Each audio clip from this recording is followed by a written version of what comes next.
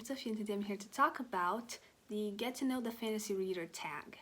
So I've done a couple tags before, but not in a long time. I haven't also uploaded in a long time. But anyways, I wanted to do this because I think it's fun. I think it's fun for you to get to know me so I can talk more about myself, because why really am I here if not to talk about myself and what I read?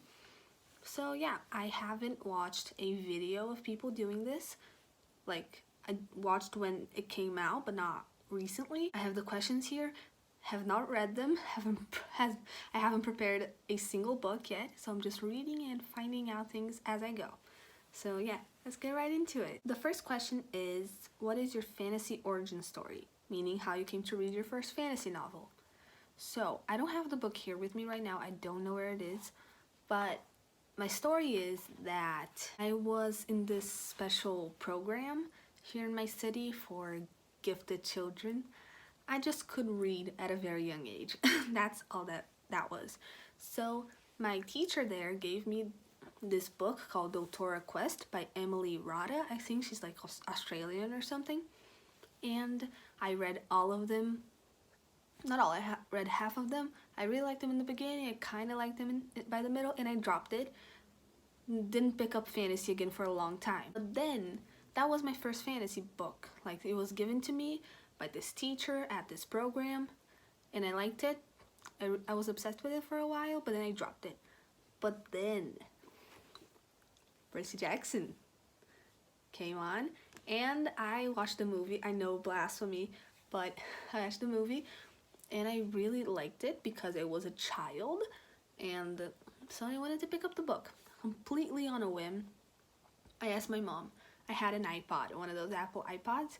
I asked my mom, can you buy me a bundle of the first 5 books as an ebook so I can read on my iPod? And she did, and I binged them. I think I started reading them July 1st, 2013, and I haven't stopped reading since. Picked up this book, read the 5 of this series, read the books that were out at the time of Heroes of Olympus, started reading all the popular books. I started reading Hunger Games, The Selection, John Green, you know, popular things back then. But this was my true first fantasy novel that got me into the other fantasy novels. And I've been obsessed with fantasy ever since. Question 2 is, if you could be the hero or heroine in a fantasy novel, who would be the author and what's one trope you'd insist be in the story? Sorry, my English. This is a really cool question. If I was the heroine in the story, I would like, I'm going with the easy questions. I want Brandon Sanderson to write me. He's my favorite author. I've read most. I'm liking like the Alcatraz series and the rest of Reckoners, but he's my favorite author. Love him. If he could just handle my story and like give me a beautiful arc like Kaladin, that'd be great. What's one trope I'd insist to be in the story? Oh man, so many. I want to fall in love with the villain. I want to have a sword. I want to be one of those badass women with swords. I'd want to be that hero who has like immense fucking power by the end. I love that. I want to fight in like fancy clothes, like ballroom clothes. That'd be so cool.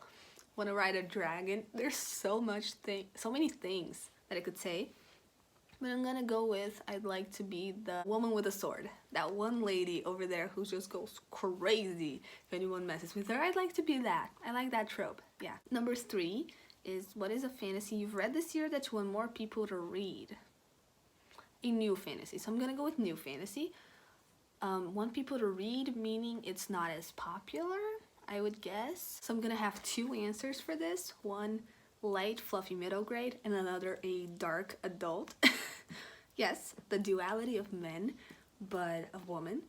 But first one is Nevermore by Jessica Townsend. Nevermore, the Transmorgan Crow. This is a wonderful middle grade about this girl Morgan who's cursed, and in her like 12th or 11th birthday she's doomed to die because of the curse, and everybody dies of that curse. But then she's taken away by this mysterious stranger to Nevermore. This, like that magical thing in middle grade where everything is just weird and crazy and wonderful. This book. And also Morgan is a great character. I love this book. I think this is amazing. People who like middle grade or who would like to get into more hopeful fantasy, I would say, check this one out. Vita Nostra by Sergei and Marina Dyachenko. I picked this one not because it's the one I love the most. I gave this 3.75 stars, but it's because I don't think many people who speak English have read this. This is a Russian dark fantasy in a school setting, one of my favorite tropes. And it's weird. It's one of the weirdest magics ever. If you like dark school settings, if you like just seeing a character descend into madness or just get like progressively worse as a person as they go on, this book is for you. It's really interesting. I think it evokes a lot of discussion. I think it's a good break from what we see in Western fantasy. And yeah, I really like. Question 4 is, what is my favorite fantasy subgenre and what subgenre do I not reach much from?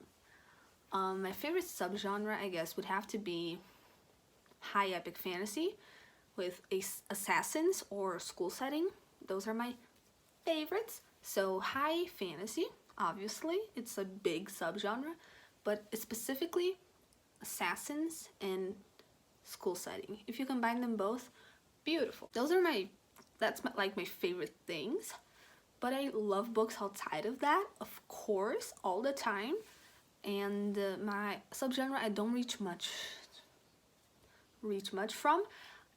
Military fantasy, I don't think that's like my thing, although I have really liked 2 military fantasy books, The Popular War and Rage of Dragons.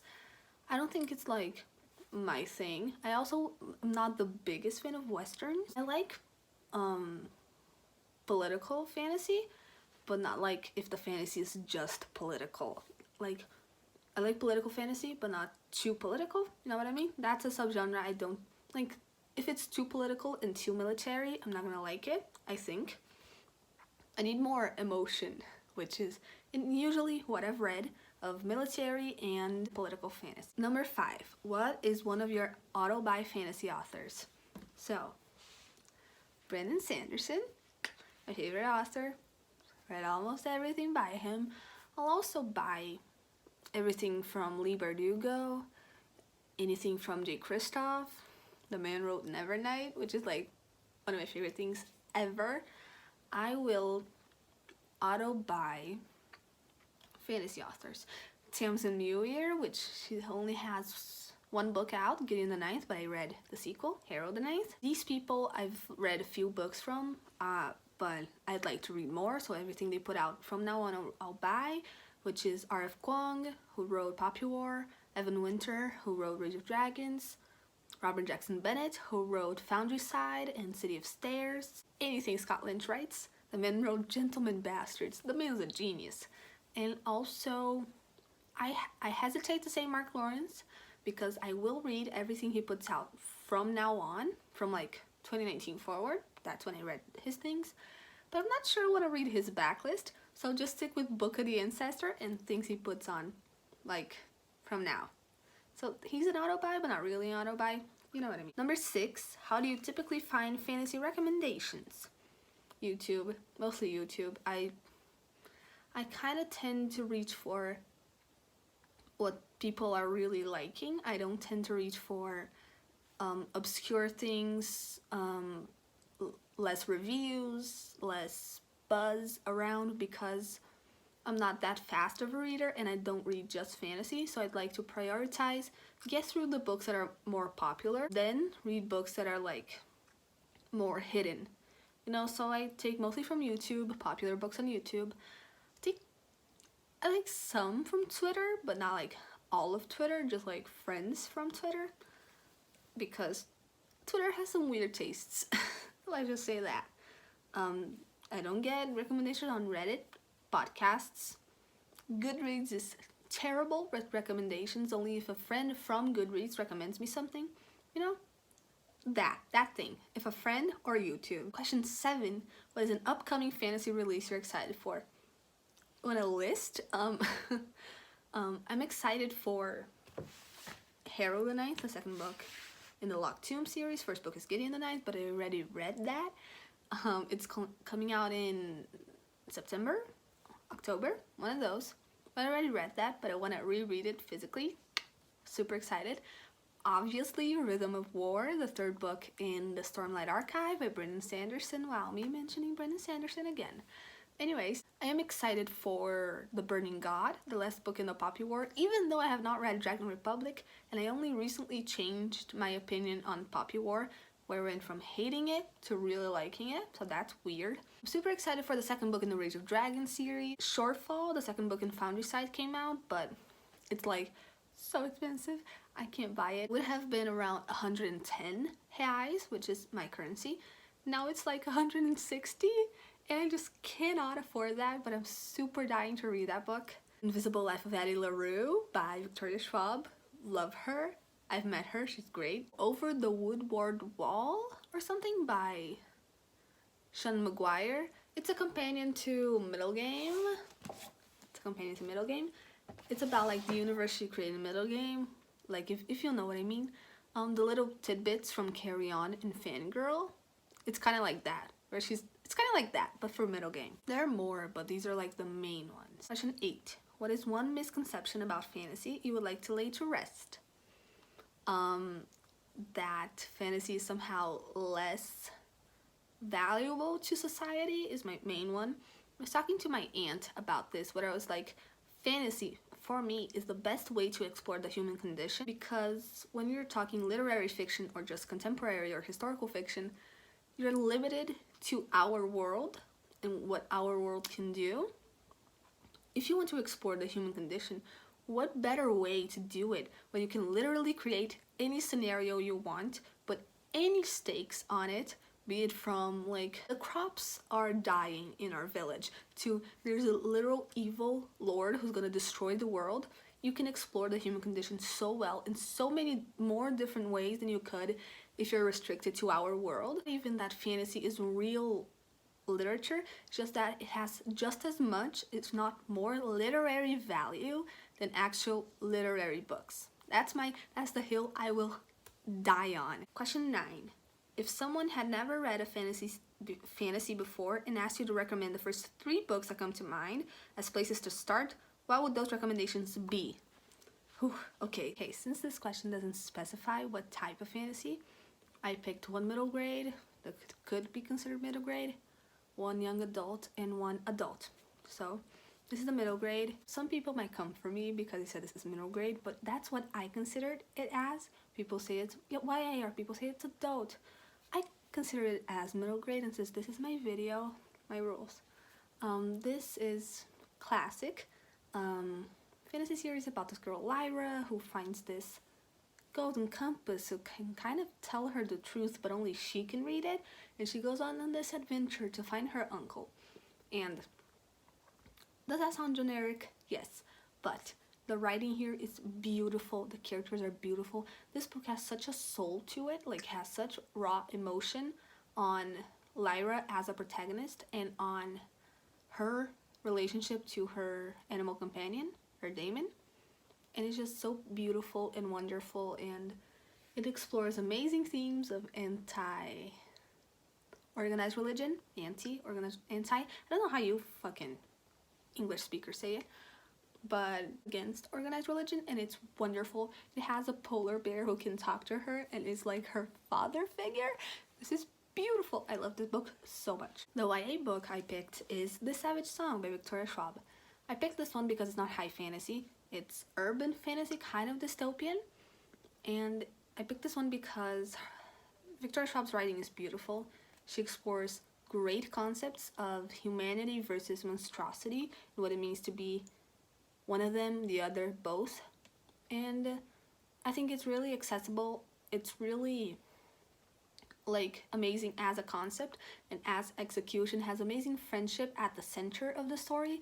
So I think many different kinds of people can really cling to this story. People who like writing, beautiful writing, people who like beautiful concepts, people who like monsters, people who like friendship in their books, people who like dystopia, people who like YA. I think this book has a lot of good mass appeal, not as much as the next book, but I think it has really good mass appeal, and it's easy to read, it's nice, it's wonderful, and I highly recommend this. If you want to start fantasy, start adult fantasy, this is the book I recommend to absolutely everyone. Out of, I think, all of the fantasy books that I've read, this one is the one that I think it's more easily universally loved. Like, it has something for everybody, something like almost anybody can cling to. Daniel Green just posted a video today. It's like Mistborn's Legacy. Shit, it's Mistborn, Final Empire. Mistborn's Legacy, talking about how this book is so easily accessible that it just spread it to every possible circle. I really, really do agree. This is a view I've had for a long time, that this book is almost like not unanimously loved, but universally loved, in that so many different groups of people and different groups of readers can read this book and fall head over heels in love with it. So this is my main recommendation if you want to start fantasy, especially adult fantasy. This is also a bridge between YA and adult. This book is simply phenomenal. Phenomenal plot, which is not like dry, and it takes away from the heart of the story and the characters. The characters are wonderful. Amazing twists and turns, amazing magic system. But like, even if you're not super into magic systems, you can read this and be like, shit, that's cool. Because it's cool. It's not only very well done, but it's cool as shit. And I love the series. This is a book that got me into Brandon Sanderson, the book that really pushed me into adult fantasy. And I think you can do that for so many different people. And also, if you love this, you have the entire Cosmere to read, which is wonderful. I wish I could read the Cosmere again for the first time. It's a wonderful gateway into fantasy, into adult fantasy, into the Cosmere, into Brandon Sanderson, into books. It's a thick boy. If you can get, like, I mean, it's good from the start. But if you can get, like, a little bit of patience, if you're not, like, avid fantasy reader, avid high fantasy reader, or avid reader of chunky boys, give this a while. Start reading it at your own pace. I promise it will pick up. I promise you will not be able to stop. This book is simply phenomenal, and it's the best gateway into books, like books in general, that I've read, and it's wonderful. That was the Get to Know the Fantasy Reader tag. I had a lot of fun. This is really long, so you can tell that I had a lot of fun. And let me know what got you into reading, your opinions on these books. If I haven't convinced you to read Mistborn yet, let me know, because I will. Mission in life is to convince people to read Brandon Sanderson books, so help a girl out. And yeah, my name is Sophia, and I'll see you next time. Bye!